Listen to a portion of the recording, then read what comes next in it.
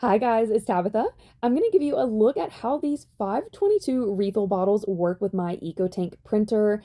This set comes with 5 bottles. You get two black, a magenta, cyan, and yellow, and each bottle is sealed and labeled. They're designed to auto stop so you don't overfill or make a mess. Each one holds 110 milliliters, and the tips are shaped specifically for the EcoTank port, so there's no syringes, no squeezing, and no leaking. When you open the bottle, the seal is tight and the nozzles only release the ink when they're connected to the printer tank. I'm topping off my tank now. The bottle locks into place, fills on its own, and stops automatically when the tank is full. There's no spills, no dripping. It's honestly so easy.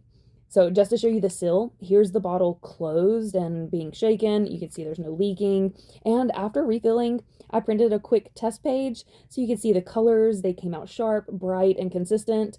If you use a compatible EcoTank printer, these 522 refills are affordable, leak-proof, and super straightforward to use.